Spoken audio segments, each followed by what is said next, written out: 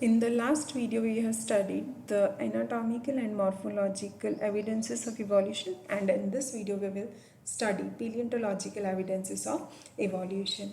First of all, what is paleontology? Paleontology is the study of fossils. And what are the fossils? The fossils are the remains of plants and animals, and they are preserved remains of animals, plants, or their parts found in the various strata of the earth, and the whole paleontology is based on the fossil studies. The fossil may be of entire organisms or a part of which got buried, a mold or a cast, footprints or imprints on a leaf, on a stone.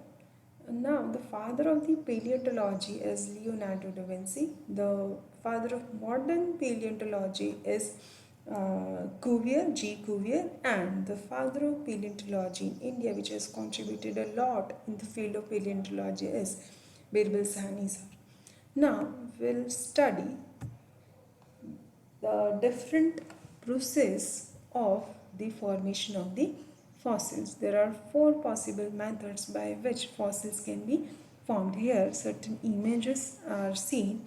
The first one is of the petrification. What is the petrification? It is the method of dead and buried organisms turns into the stone. So the whole organisms gets imprinted on the stone. That process is known as the petrification, and sometimes the soft plants or the animal parts gets buried and converted into the stone. Here the whole organisms get buried, but sometimes small parts of the animals and plants can be also petrified. The second image is of the footprint of the animal. Sometimes what does happen, if the size of the animal is very big, then only we can have the footprints as a fossil, and by studying footprints we can have many more ideas about the size of the animal or their correlations with the other organisms too. The third method of the fossilization is the formation of molds and cast. So in that process, the whole organism gets molded, and we can have the details about the exact physical feature of that animal. As we are able to see, the whole creature, it gets imprinted in the form of a cast in the stone.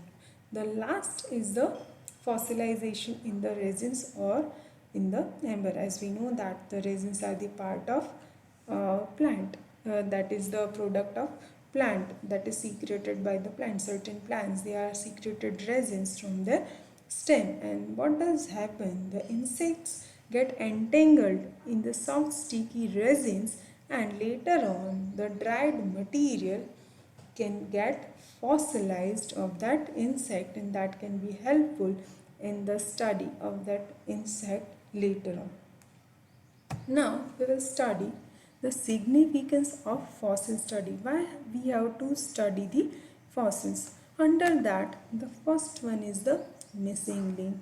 The first significance is the study of the extinct organisms. Here the word missing link is made up of the two words. Missing means lost, and link is the interconnecting link. So what kind of organisms comes under the missing link? So organisms which are extinct right now, and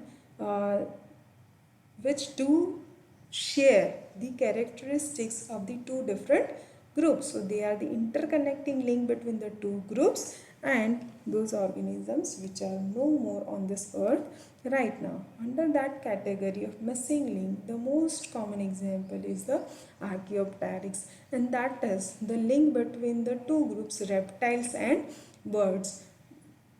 The first image is of the reptile and the second is of the bird, and this is the fossil of Archaeopteryx, and this is the Archaeopteryx itself. In the next slide we'll study which characteristics they share of the reptiles and the birds. So like reptiles, Archaeopteryx have the teeth in their jaws, fingers having claws, long tail with free caudal vertebrae, presence of scales and sternum without keel. And like birds, they have feathers on their body, forelimbs modified to form wings, jaws down into beak, presence of wishbone, that is the V-shaped furcula, limb bones and girdles. So all these characters like the birds and these characters they share like the reptiles. Now the another example is of the pteridosperms. The pteridosperm is again made up of the two words. The pterido means the pteridophytes and sperms is related with the gymnosperms. So these pteridosperms are the connecting or the link in between the ferns and the gymnosperms. Like ferns, they have the leaves. So this is the leaves of Nephrolepis fern. This is the image of the pteridosperm's leaves. So both of them look alike, and like gymnosperm, this is the image of pine tree.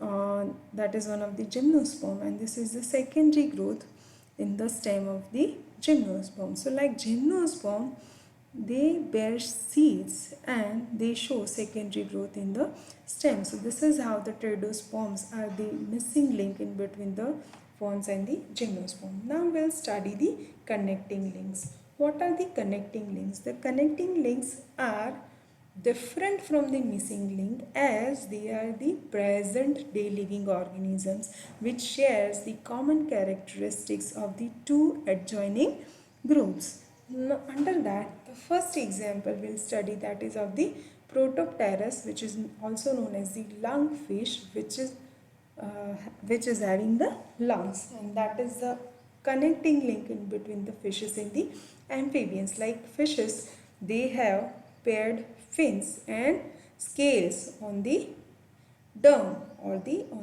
on the skin. So like fishes, they have paired fins and dermal scales, and like amphibians, their heart is three-chambered and they also have lungs.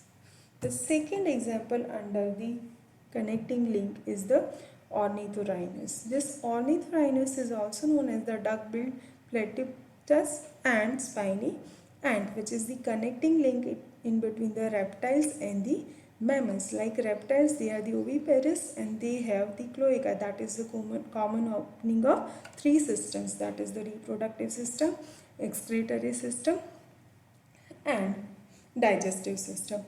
And like mammals, they have hairs on their body, and this spiny ant, they also have the mammary glands.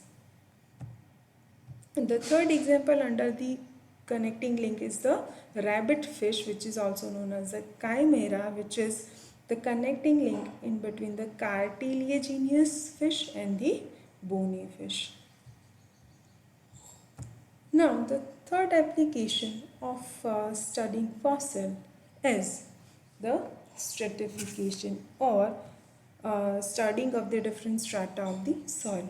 Now, why it is beneficial?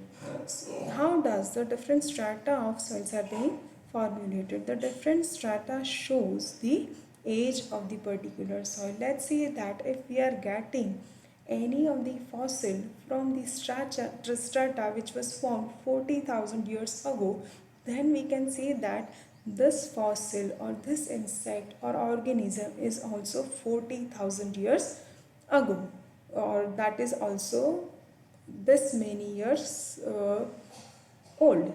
And this is how the soil strata or the study of the soil strata is beneficial in studying the evidences of evolution. And the last application is the phylogenetic lineage. Now, what is the phylogenetic lineage? That is the complete study of the process of the evolution of any of the organism. So, under that, we'll study the phylogeny of the horse in the next video lecture. Thank you.